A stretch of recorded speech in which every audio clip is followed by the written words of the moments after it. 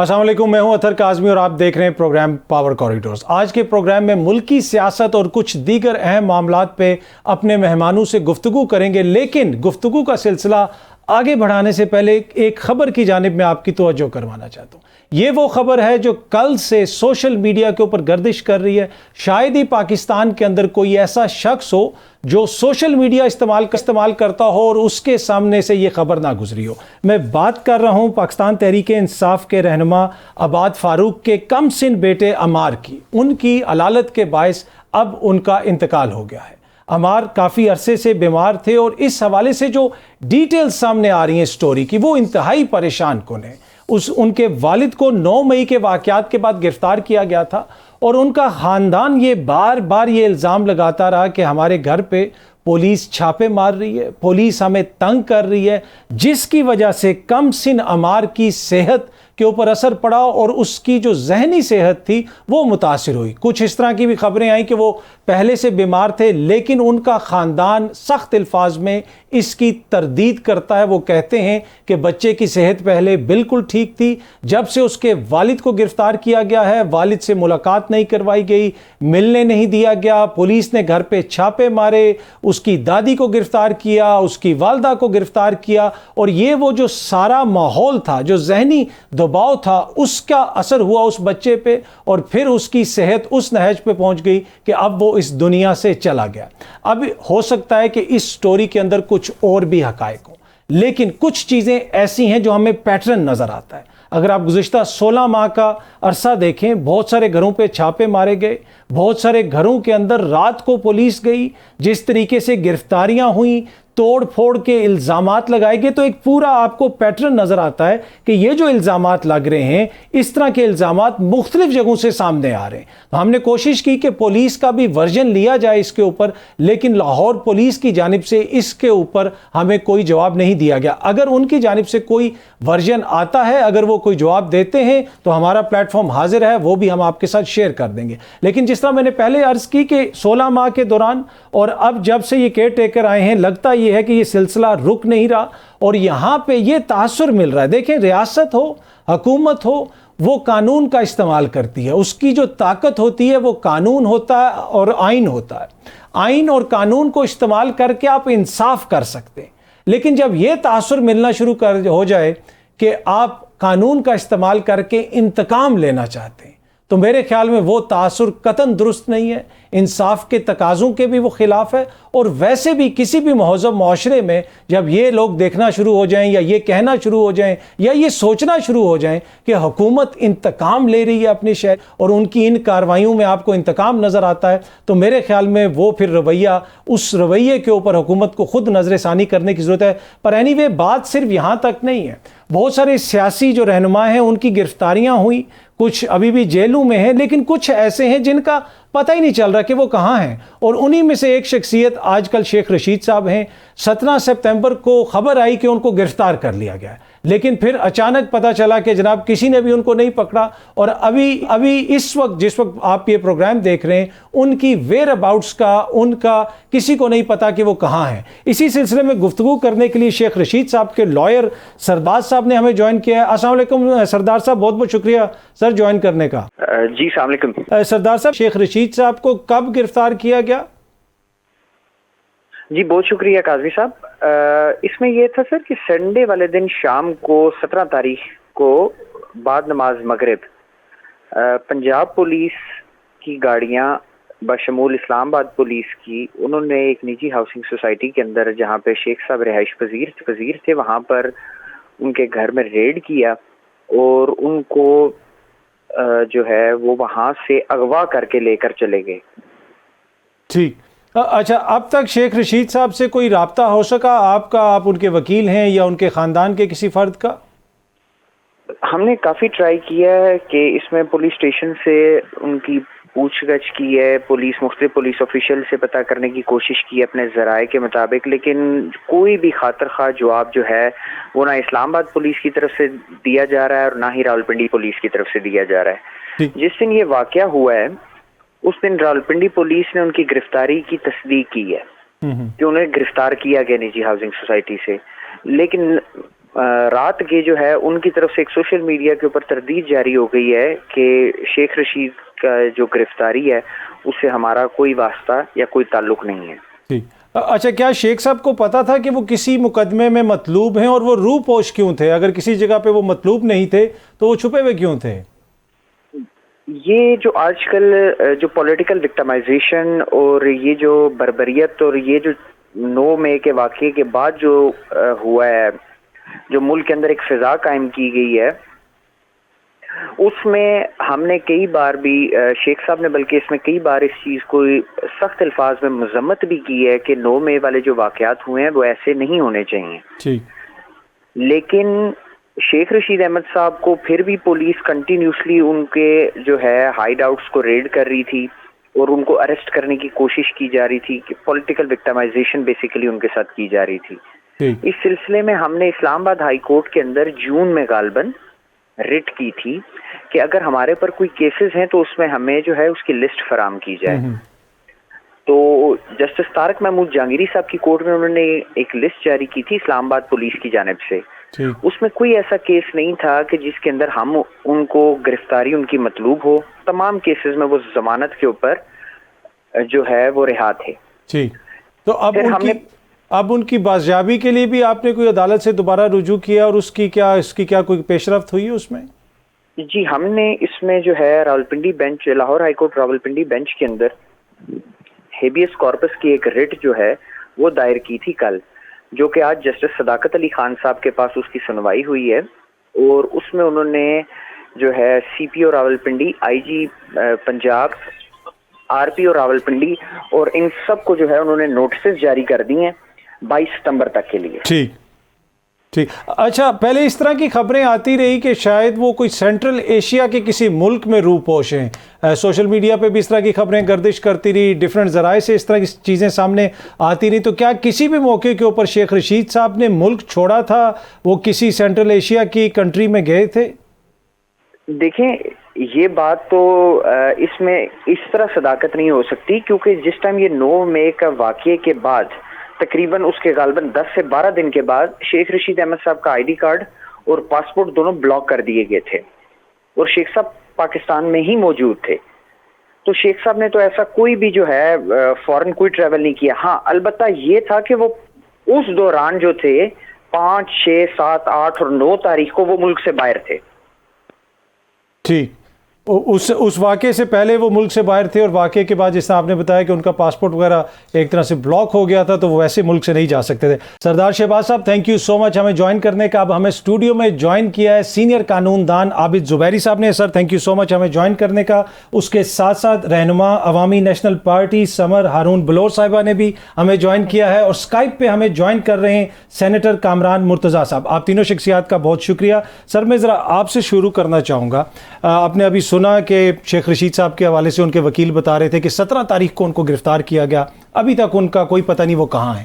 اب یہ ایک طرح سے روش چل پڑی ہے، ہر کچھ دن کے بعد ایک ایسی خبر آتی ہے کہ یہ رہنما گرفتار ہوا، پتہ چلتا ہے بعد میں بھائی کوئی بھی ادارہ ذمہ داری قبول کرنے کے لیے تیار نہیں ہے. تو اب یہ جو سارے کیسز ہیں یہ آتے تو پھر عدالتوں میں ہیں اور ایک تاثر یہ ہے کہ عدالتیں چاہے وہ کوئی رہنما ہو یا عام شہری ہو ان کو تحفظ دینے میں وہ ناکام رہی ہیں. تو اب چیزیں کوئی بدلیں گی سر، یہ جو ہم تبدیلی دیکھ رہے ہیں؟ بسم اللہ الرحمن الرحیم. مجھے نہیں سمجھ آیا کون سی تبدیلی کی آپ بات کر رہے ہیں سر. یہ سپریم کورٹ میں جو نئے چیف جسٹس صاحب آ گئے ہیں، اب وہ دیکھنا پڑے گا کہ وہ نئے چیف جسٹس صاحب جو ہیں وہ اس آرٹیکل 184(3) کی جو ان کی پاورز ہیں سپریم کورٹ آف پاکستان کی، اس کو کس طرح سے انٹرپریٹ کرتے ہیں، اس کی تشریح کرتے ہیں اور کون سے کیسز کو وہ انٹرٹین کرتے ہیں، یہ تو وقت ہی بتائے گا.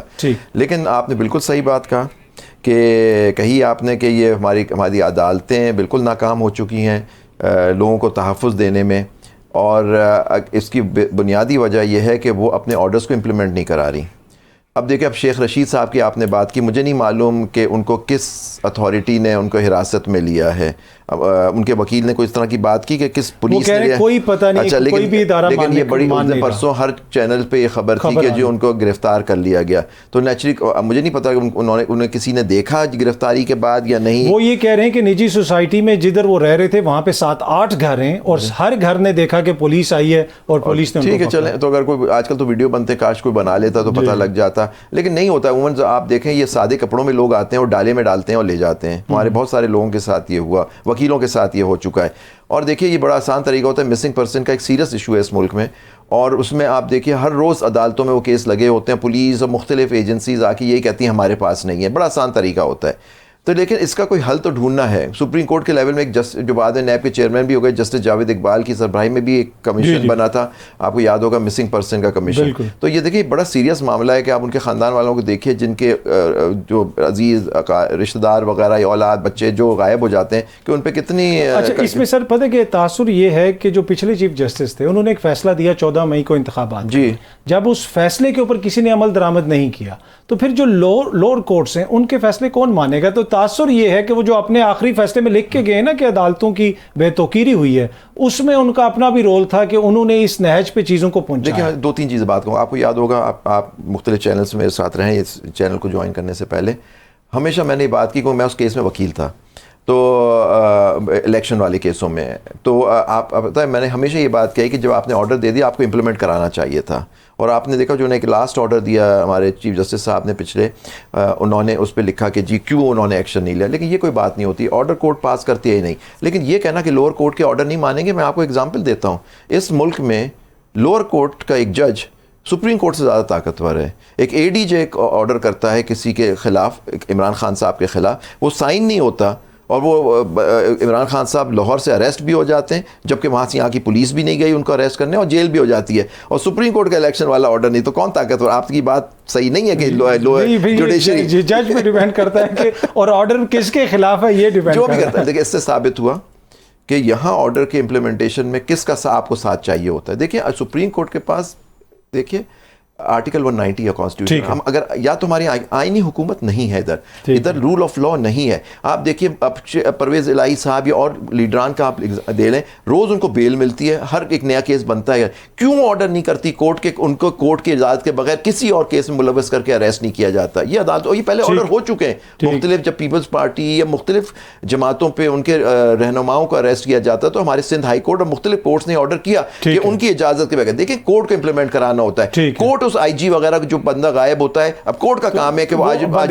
نہیں کروایا نا سر. بندیال صاحب دیکھیں, آپ بندیال صاحب نے کروایا. ہر کورٹ دیکھیں, بندیال صاحب چیف جسٹس ضرور تھے لیکن ہر جج ایکول ہوتا ہے. سپریم کورٹ کا ہر جج ہی از فرسٹ امنگ ایکولز نہیں. لیکن جو بات میں آپ سے کہہ رہا ہوں کہ یہ جو کیسز ہیں لاہور ہائی کورٹ ہے, اسے بندیال صاحب کا کیا ایشو ہے؟ وہاں کے چیف جسٹس اور وہاں کے ججوں کا قصور ہے کہ وہ ان کو بلائیں. سر تاثر کیا ہے جو صحافی بھی کور کرتے ہیں, وہ ہمیں یہ بتاتے ہیں کہ جس دن ہم نے یہ دیکھا کہ سپریم کورٹ کی بے توقیری شروع ہوئی, وہیں سے ہم نے دیکھا کہ ایٹیچیوڈ جو لوور کورٹس ہیں ان کی طرف بھی انتظامیہ کا ایٹیچیوڈ تبدیل ہے.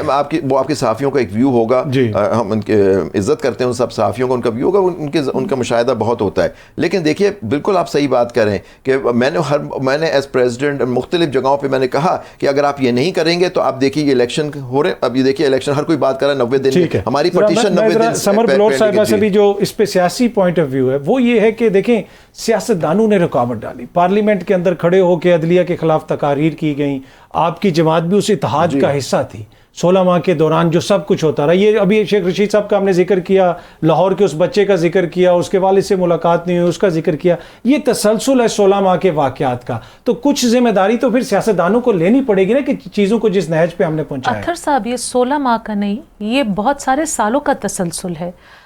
مسنگ پرسن صرف پاکستان تحریک انصاف کے نہیں ہیں, missing persons Baloch Pashtun newly merged areas کے بھی ہیں. وہ لوگ دھرنے دے دے کے ان کی بچیاں ان کی بیویاں وہ بھی پاکستانی سٹیزنز ہیں, ان کے بھی اسی طرح کے رائٹس ہیں, ان کے گھروں میں بھی اسی طرح کی قیامت ہے.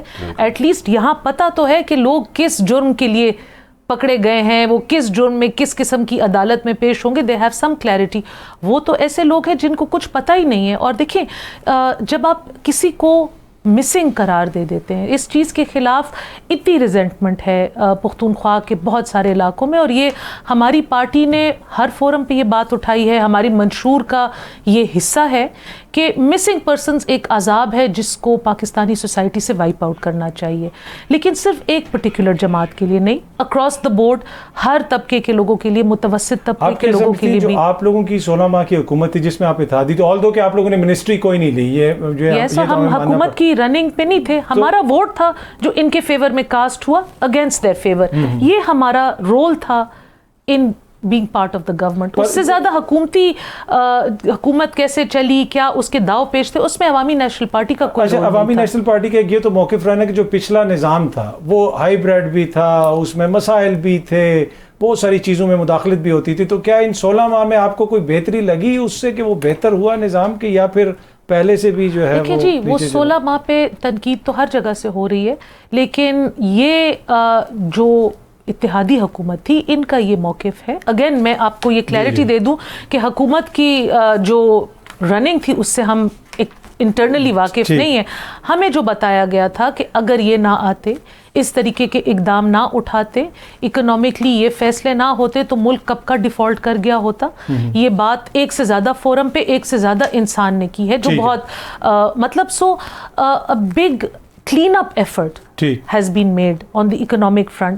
پھر جس طریقے کی پاکستان تحریک انصاف نے تصادم کی سیاست کی ہے، یہ ہم نے تو ان کو نہیں کہا، یا ہم نے کن پٹی پہ بندوق نہیں رکھی. ہم تو وہ لوگ ہیں بار بار ان کو کہتے رہے آئے ٹیبل پہ بیٹھے، آئے ٹیبل پہ بیٹھے. آپ کا بالکل ویلڈ. اس میں ایشو یہ ہے کہ دیکھیں جو ریاست ہوتی ہے وہ قانون کے ذریعے انصاف تو دے سکتی ہے، اگر وہ قانون کے ذریعے انتقام لینا شروع کر دے یا پھر یہ تاثر ملے کہ وہ 9 مئی کا انتقام اس نے لینا ہے، اس چیز کا اس نے انتقام لینا ہے، تو وہ پھر قانون اور انصاف کے لیے درست نہیں ہوگا. جوڈیشری سے یہ بائسنس کا وہ نہیں ہٹے گا، ٹیگ نہیں ہٹے گا.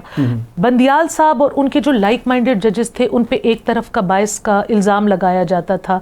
اب یہ لوگ، کل قاضی صاحب کا پہلا دن تھا، پہلے دن سے ہی ان کے اوپر الزام لگ گیا کہ انہوں نے جی دوسرے پارٹی کی سپورٹ یا دوسرے سائڈ کی سپورٹ کی ہے.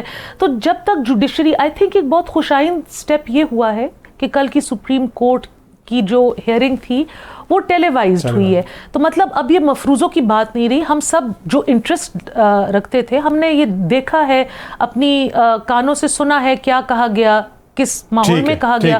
تو I think a little bit of جس کو آپ کہتے ہیں confidence building measures need to be taken on all sides. لیکن کچھ باتیں ایسی ہیں وہ سیاست سے بڑھ کر ہیں. Missing persons are one of them. ان کے اوپر ہمارا بالکل کلیئر موقف ہے. یہ بالکل غلط بات ہے. مرتضیٰ صاحب کا بھی اس پہ موقف ہے. کامران مرتضیٰ صاحب، گزشتہ روز ہم نے دیکھا براہ راست سماعت دکھائی گئی اور بہت ساری کارروائی جو آپ لوگوں نے تقریباً مطلب برسوں سے دیکھ رہے ہیں. اب قوم نے بھی دیکھا کہ کس طریقے سے یہ مقدمات چلتے ہیں. ایک چیز جو ہمارے لیے بڑی سرپرائزنگ تھی، عام بندے کے لیے، پاکستانیوں کی میں ذکر کر رہا ہوں، کہ وکلا کو تو آرگیو کرنے ہی نہیں دیا گیا. لگ رہا ایسے تھا کہ جج صاحبان آپس میں مقدمہ لڑ رہے ہیں. تو یہ کیا اسی طرح سارے مقدمے چلتے ہیں سر سپریم کورٹ میں؟ اس سے پہلے کہ آپ کی بات کا جواب دوں، ایک اور اہم ایشو آپ نے 2 دوستوں سے پوچھا، تو یہ اللہ کا شکر ہے کہ آپ نے اس بات کا جو ہے نا باقی ملک کے حصوں میں یہ احساس ہونے لگ گیا کہ مسنگ پرسن کیا ہوتے ہیں. ہمارے ہاں تو یہ ربع صدی کا قصہ ہے، اور اس میں ایسے لوگ بھی مسنگ ہوئے ہیں. سردار عطاءاللہ مینگل کا بیٹا مسنگ ہوا ہے، اور بہت لوگ مسنگ ہوئے ہیں، اور 15 سال سے 20 سال سے مائیں اور بہنیں جو ہے نا وہ ان بچوں کے انتظار میں بیٹھی ہیں. بھائی اور باپ ان بچوں کے انتظار میں بیٹھے ہیں جو غائب ہیں اور جن کے بارے میں کوئی عطا پتہ نہیں ہے. تو یہ کم از کم جو ہے نا، یہ الحمدللہ میں کہوں گا کہ کم از کم دوسروں کو بھی اس دکھ کا احساس کم از کم ہوگا. ہم اس دکھ میں ان کے ساتھ شریک ہیں. ہمارے ساتھ کوئی شریک نہیں ہوا تھا، مگر ہم ان کے ساتھ اس دکھ میں شریک ہیں جہاں پہ پتہ نہیں چلتا. مگر وہ ہمارا دکھ جو ہے وہ بہت پرانا ہے، اور وہ بچے ابھی تک غائب ہیں. آپ نے پوچھا کہ کورٹ میں کیا ہوتا ہے. کورٹ میں عام طور پہ پہلی دفعہ جو ہے نا یہ ٹیلی کاسٹ کا معاملہ، تو آپ کہہ لیجیے یہ پہلی دفعہ ہے. میری یادداشت میں نہیں ہے کہ کبھی اس طرح سے ٹیلی کاسٹ ہوا ہو. ہاں یہ ہے کہ اب ویڈیو لنک پہ ہم آ گئے ہیں، یعنی ہم کوئٹہ سے بھی پیش ہوتے ہیں، دوسرے صوبوں سے، کراچی سے زبیری صاحب پیش ہوتے ہوں گے، لاہور سے دوست پیش ہوتے ہیں، پشاور سے پیش ہوتے ہیں. تو مگر یہ پہلی دفعہ جو کچھ ہو رہا تھا وہ آپ دیکھ رہے تھے. عام طور پہ وکیل ہی آرگیو کرتے ہیں، مگر اس میں تھوڑا سا جو ہے وہ آپ کو بھی پتہ ہے کہ معاملات میں جو ہے وہ ایسے معاملات ہیں جس میں مختلف ججز کے مائنڈ سیٹ ہیں اور وہ مائنڈ سیٹ کے مطابق جو ہے نا وہ کویشچن پوچھتے ہیں، تو آپ اس کو کہہ سکتے ہیں کہ وہ مختلف مائنڈ سیٹ کے ساتھ جو ہے نا وہ کویشچن پوچھے گئے اور وہ اتنے سوالات جمع ہو گئے کہ وہ وکلا صاحبان کے لیے کچھ مشکل پیش آئی ان کو وہ سوالات جو ہے نا وہ لکھتے ہوئے بھی اور جواب دیتے ہوئے بھی، مگر بہرحال یہ ٹھیک ہو جائے گا یہ معاملہ۔ اصل جو چیز ہے اس وقت سپریم کورٹ کے لیے بھی وہ یہ ہے کہ وہ جو ان کے درمیان ڈویژن تھی اس کو ختم کرنا ہے۔ ہمارے سارے دوست جو ہے نا وہ کہتے ہیں، بات کرتے ہیں یہ سپریم کورٹ کے فیصلوں پہ عمل درآمد کا کہ نہ ہونے کا، مگر کوئی 63 والی ججمنٹ کی بات نہیں کرتا جس سے ساری خرابیوں نے جنم لیا تھا، جہاں پہ ری کانسٹیٹیوشن ہو گیا تھا، جس کا نتیجہ ایک حکومت کے جانے کی صورت میں نکلا تھا، جس کا اگلا نتیجہ دوسری حکومت کے آنے کے نتیجے کی صورت میں نکلا تھا، اور جس کا اس سے اگلا نتیجہ 2 اسمبلیوں کے جانے کی صورت میں نکلا تھا۔ تو وہ اگر کوئی بھی جو ہے نا وہ دستور کے ساتھ رکھ کے بیٹھے، اور کم از کم جو لوگ ایسوسی ایشن کے یا بار کاؤنسلس کے عہدیدار ہوتے ہیں، ہم تو پارٹی کے ممبر ہیں، ہم تو باعث ہو سکتے ہیں، مگر جو لوگ ان کو ہیڈ کر رہے ہوتے ہیں یا ممبرز ہوتے ہیں، ان عہدوں پہ ہوتے ہیں، ان سے ہم ایکسپیکٹ کرتے ہیں کہ وہ اس حوالے سے جو ہے وہ ایسی رائے دیں گے جو دستور کے یا قانون کے مطابق ہوتی ہے۔ اچھا سر، اگر آپ یہ بریفلی بتا سکیں کہ آبویسلی یہ کریڈٹ تو جاتا ہے قاضی فائز عیسیٰ صاحب کو کہ انہوں نے پوری قوم کے سامنے رکھ دیا اور وہ ڈیوائیڈ واضح طور پہ لوگوں کو نظر آئی۔ اب یہ بڑا چیلنج ان کے لیے کہ اس ڈیوائیڈ کو ختم کس طرح کرنا ہے۔ کیا آپ سمجھتے ہیں کہ یہ ممکن ہو پائے گا، یا پھر یہ ایک ہیلتھی ڈیوائیڈ ہے؟ اگر ایسی ڈیوائیڈ ہوتی ہے تو کوئی فرق نہیں پڑتا، یہ ایک عام سی چیز ہے؟ دیکھیے ڈویژن تو آپ کو ساری نظر آتی رہی، پورا دن نظر آتی رہی، مگر جب وائننگ اپ کے قریب معاملہ پہنچا تو پھر آپ نے ایک تھوڑا سا اس میں تبدیلی دیکھی۔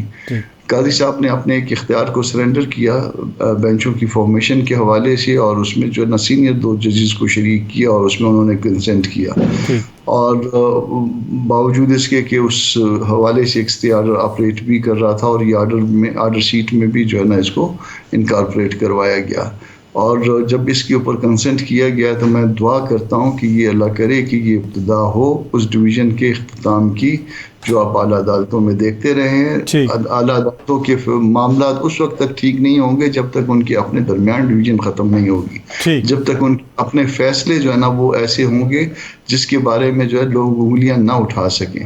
ایسے فیصلے موجود ہیں جس میں نے 63 والا کہا کہ جس کے اوپر انگلیاں نہیں ہاتھ اٹھا رہے ہیں لوگ۔ سر، اب اگر اس وقت آپ سیاست کو بھی دیکھیں، سیاست لگتا ہے اس طرح کہ وہ ہماری عدالت سے جڑی ہوئی ہے۔ وہ میں اس لیے کہہ رہا ہوں کہ الیکشنز کا جو معاملہ ہے، آپ کی اپنی بار ایسوسی ایشن گئی ہوئی ہے عدالت میں، اب وہ بھی مقدمہ کہا جا رہا ہے سامنے آئے گا، اور ہم امید کرتے ہیں اور یہ ہماری خواہش ہے کہ وہ بھی ہم براہ راست دیکھیں، اس لیے کہ اصل تو عوام کا رائٹ، جو ووٹ کا رائٹ ہے جمہوریت میں، وہ بڑا مقدس ہوتا ہے۔ پر اینی وے، اب یہ آپ کو لگتا ہے کہ سیاست کا راستہ عدالت سے ہی نکلے گا، یا پھر اس کے بغیر بھی انتخابات ہو جائیں گے اور اس جو کوئی نہ کوئی حل نکل آئے گا؟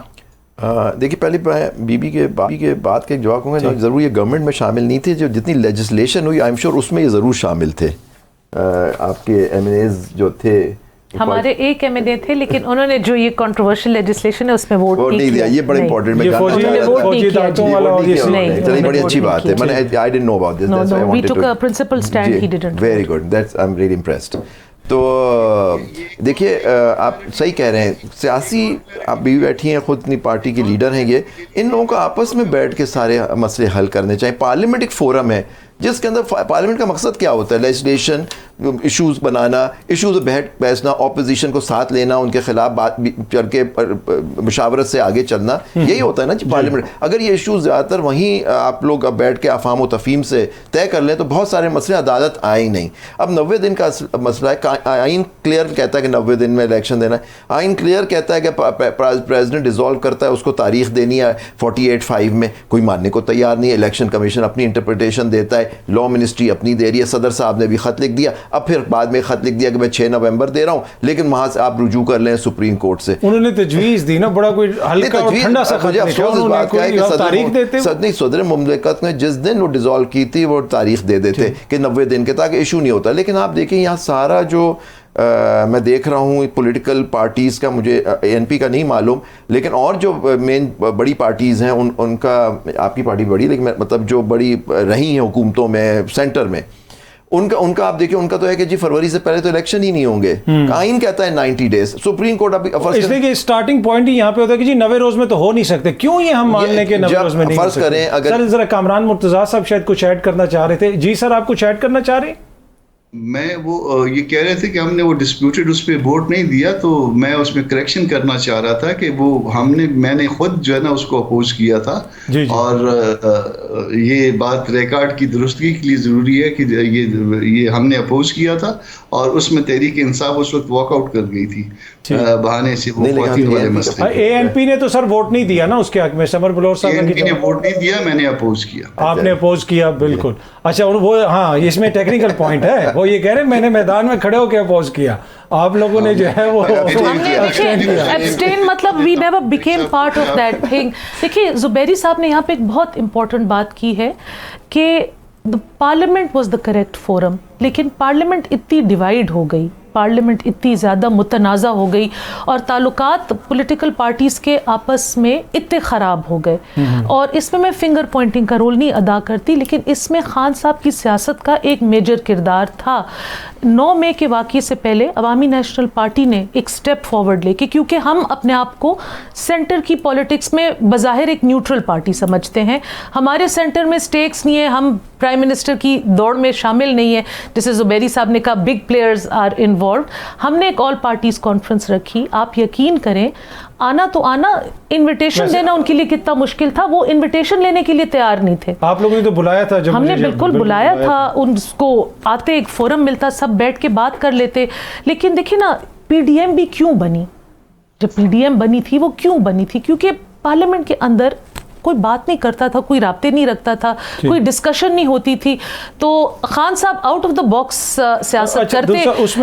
اداروں پہ چڑھائی سے بہتر ہوتا کہ وہ پی ڈی ایم کے ایک اجلاس میں آ کے شرکت کر لیتے. تو آئی تھنک یہ ایک بہتر طریقہ ہوتا ہے آؤٹ آف دس امپیس. بات چیت سے معاملات آگے چلتے ہیں. لیکن جس قسم کی یہ پارلیمنٹ تھی، کیا آئین کی روح یہ کہتی ہے کہ پارلیمنٹ ایسی ہو کہ راجہ ریاض صاحب جیسی موزز شخصیت اس کے اپوزیشن لیڈر تھے، اس سے پہلے بھی تو ایک پارلیمنٹ تھی نا، پھر وہ یہ تو خان صاحب نے اپنے اینڈ سے ریزائن کروا دیا، کچھ نہیں. دیکھیں یہ ساری ان کی ہیڈ اسٹرانگ اور ڈیوائسو پالیٹکس کا نتیجہ تھا. اس سے پہلے بھی تو یہ ایک پارلیمنٹ تھی نا، ایک فورم تھا. اس سے پہلے بھی خیر ویسے آپ راجہ ریاض کو کہہ رہے تو قاسم سوری صاحب بھی اس پارلیمنٹ کے اسپیکر صاحب تھے. تو آپ دیکھ لیں کہ وہ کتنی توقیر والی جگہ تھی نا. انہوں نے جتنی محنت کر کے راجہ ریاض صاحب کی کرسی بچائی ہے، واپس نہیں آنے دیا جن کے استعفے واپس ہوئے. تو یہاں پہ اسپیکر کی کرسی ہو یا جس کی ہر دور میں always opportunists in our political system. دیکھیں ہمارے پولیٹیکل سسٹم میں انفارچونیٹلی opportunists ہیں، اور جب تک ان کو سپیس ملتی رہے گی. یہ جو پنجاب میں اور خیبر پختونخوا میں کنگز پارٹیز بنی ہیں، یہ کون لوگ ہیں؟ یہ وہ لوگ ہیں جو اپنی پولیٹیکل پارٹی چھوڑ کے ادھر سے فائدے لے کے اب کہیں اور سے فائدے لینے جا رہے ہیں. اچھا ویسے آپ لوگوں کی جماعت نے تو نہیں راجہ ریاض صاحب کو آفر کی تھی شامل ہونے کی؟ اس لیے کہ پیپلز پارٹی اور نون لیگ والے تو بڑے جیلس ہیں ایک دوسرے سے. انہوں نے تو اپنے جب اپوزیشن لیڈر تھے اس زمانے میں کہہ دیا تھا کہ میں نون لیگ ٹکٹ لوں گا، ٹکٹ پہ لڑوں گا. اچھا ویسے سمر صاحب اگر آپ بریفلی بتا سکیں 90 روز پہ آپ کی جماعت کلیئر ہے کہ 90 روز میں انتخاب ہونا چاہیے؟ بالکل ہم 90 روز پہ کلیئر ہیں. اور ایک اور بات میں بتاؤں، 90 روز کو سٹاپ کرنے کے لیے کاؤنسل آف کامن انٹرسٹ کا ایک اجلاس بلایا گیا. اس اجلاس میں ایک فیصلہ لیا گیا، اس کے بعد ایک گروپ فوٹو بھی لیا گیا، کھڑے ہو کے گروپ فوٹو بھی لیا گیا. اس میں سارے لوگوں نے انہوں نے سارے لوگوں میں پازیٹیو ووٹنگ بھی کی. لیٹس سے کہ اب وہ ایک معاملہ بیچ میں آ گیا ہے حلقہ بندی کا، نئی اس کا مردم شماری کے اس پہ حلقے بنانے کا. تو اس ٹائم فریم کو لے کے اس کے بعد 60 یا 90 دن لے کے الیکشن کمیشن ایک ڈیٹ دے دے تو جو یہ ملک میں ایک افراتفری کا ماحول ہے یہ ختم ہو جائے گا. اینڈ ہر ادارہ جو ہے وہ اپنی آئینی حد کے اندر کام کرے گا. مطلب اگر ہم اس چیز کا بھی بیلنس دے دیں، کیونکہ وہ تو ایک آرکیسٹریٹڈ قسم کی چیز ہوئی ہے، تو الیکشن کمیشن اس کا اور اس کا ٹائم ملا کے ایک دن دے دے. اچھا کامران مرتضیٰ صاحب، ایک تو یہ جو 90 روز کا انتخاب کا معاملہ ہے، اس کے اوپر میں آپ کی تھوڑی سی رائے جاننا چاہوں گا کہ آپ کو کیا لگتا ہے کہ عدالتی فیصلے کے بعد 90 روز میں انتخابات ممکن ہو پائیں گے، یا پھر اب جو وہ ڈی لیمیٹیشنز کا مسئلہ آ چکا ہے سامنے، عدالت کا فیصلہ آئے گا بھی تو اس کو مد نظر رکھ کے عدالت فیصلہ دے گی؟ اور دوسرا جے AUIF کے حوالے سے آئی نو کہ آپ ان کے اسپوکس پرسن نہیں ہیں، لیکن جس طریقے سے حافظ حمداللہ صاحب کو ٹارگٹ کیا گیا، اس سے پہلے ایک اور آپ کی سیاسی ایکٹیویٹی تھی، وہاں پہ ٹارگٹ کیا گیا آپ کی جماعت کو، تو کوئی اسپیسیفک تھریٹس ہیں سر آپ کی جماعت کو؟ کوئی جان بوجھ کے ٹارگٹ کیا جا رہا ہے؟ اس حوالے سے کوئی انفارمیشن ہے آپ کے پاس؟ جی ہاں، اس میں وہی لیول پلینگ فیلڈ والی بات ہے، اور پہلے والے واقعے میں جو آپ کی ذہن میں ہے اس سے بھی پہلے مزید واقعات ہیں۔ گزشتہ ایک سال میں تقریباً 20 علماء کو شہید کیا گیا تھا، 2 درجن کے لگ بھگ یا 1.5 درجن کے لگ بھگ، 1.5 درجن سے زائد، 2 درجن سے کم ہے، اور پھر اس واقعے میں 84 لوگ شہید ہوئے تھے کم از کم، اور اس طرح سے 200 کے لگ بھگ زخمی تھے۔ حمداللہ صاحب کا واقعہ ہوا، حمداللہ صاحب تو اللہ نے ان کو مہربانی کی بچ گئے، مگر اس میں بھی جو ہے نا کافی سارے لوگ جو ہے نا 10-12 لوگ زخمی تھے، اور ایک ڈرائیور جو ہیں وہ ان کے بس کے ڈرائیور ہیں شاید، تو وہ ان کی حالت نازک تھی کل پرسوں جو میں نے چیک کیا تھا۔ اس کے علاوہ 2 علماء جو ہے نا وہ ان کو، ایک کو کراچی میں اور ایک اور، یہ گزشتہ 2-3 دنوں میں ان کو بھی شہید کیا گیا۔ تو یہ واقعات ہیں، یہ ایک لیول پلینگ فیلڈ جو ہے نا اس کو نہیں رہنے دیا جا رہا کہ تاکہ ہم کمپین کے لیے نکل نہ سکیں۔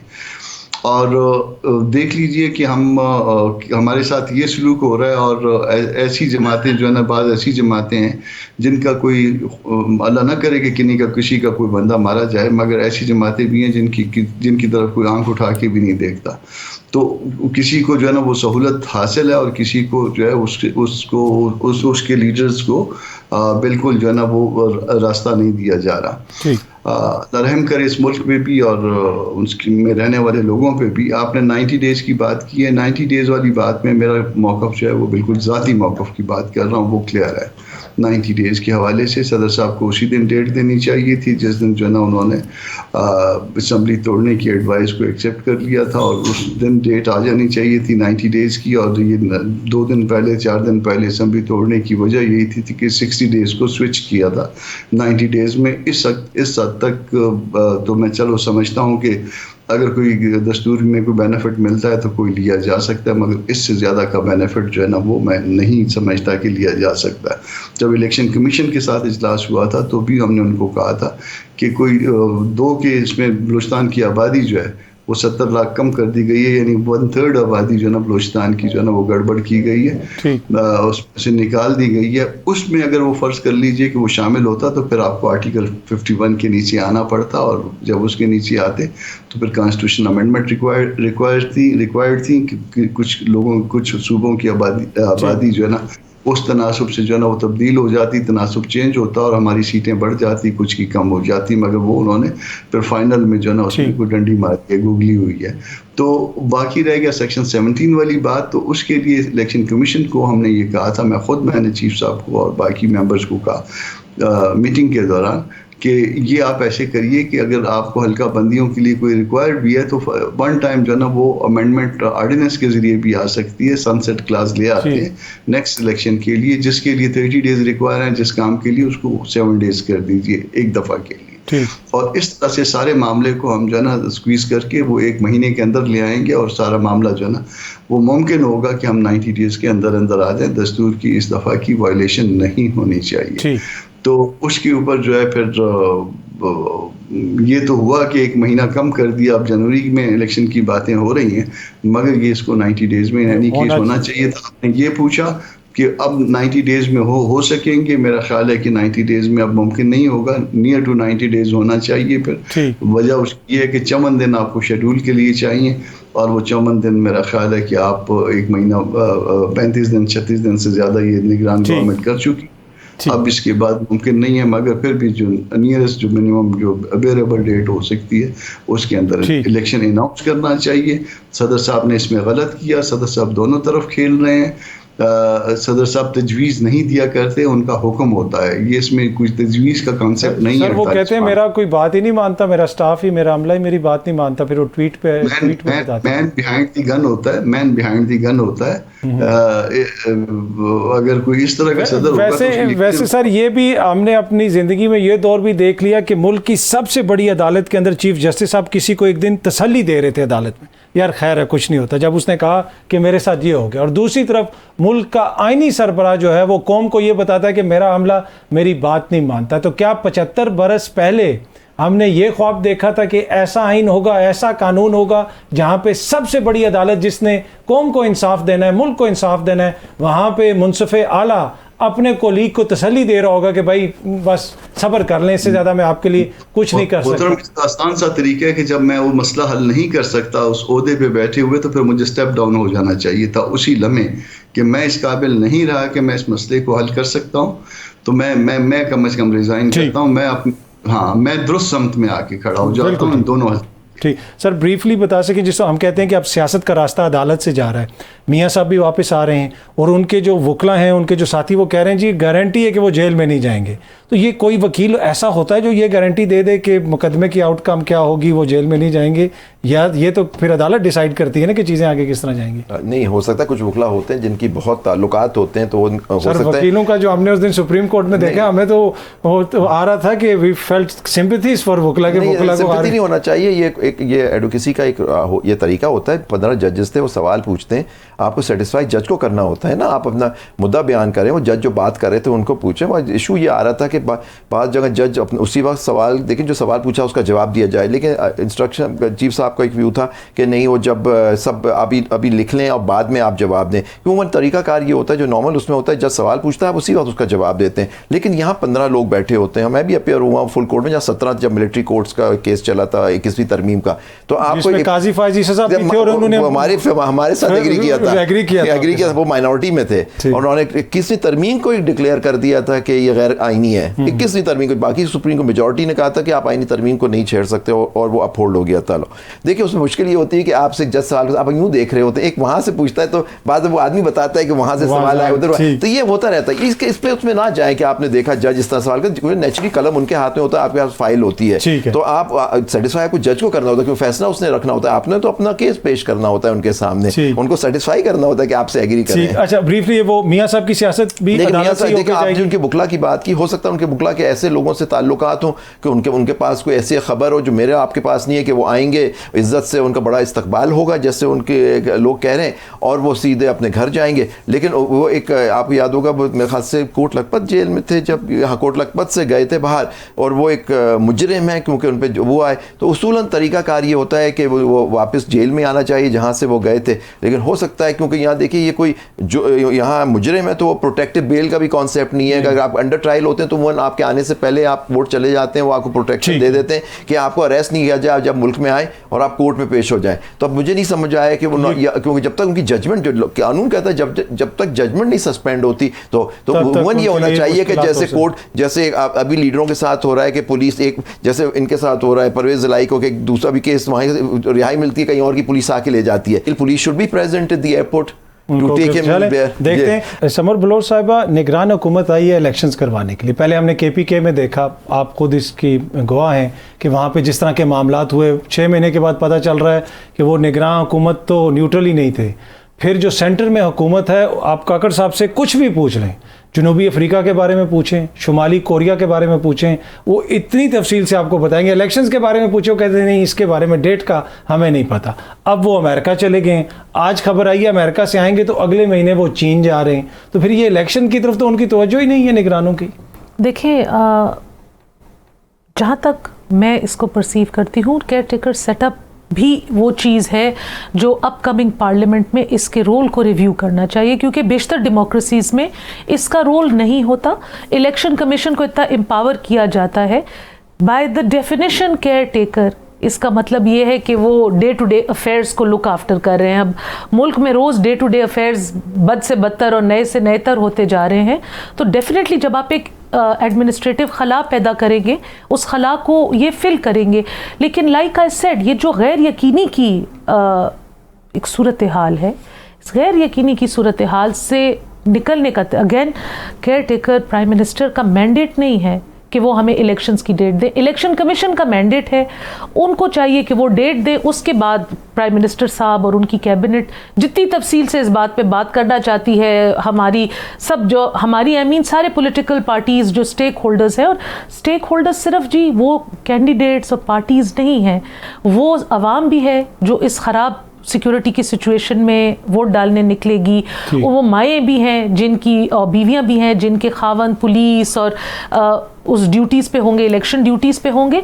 So all of this needs serious looking after. और अब इस गैर यकीनी की सूरत हाल को ख़त्म कर देना चाहिए, लेकिन ये केयर टेकर प्राइम मिनिस्टर का मैंडेट नहीं है. इलेक्शन कमीशन को डेट देनी चाहिए और इनको इम्प्लीमेंट कर देना चाहिए. अच्छा ज़ुबैरी साहब, आज बिलावल साहब भी ये कह रहे थे कि ये इस्टेब्लिशमेंट का भी मैंडेट नहीं है कि वो डेट दें, उनका भी कोई कसूर नहीं, ये इलेक्शन कमीशन ने देना है.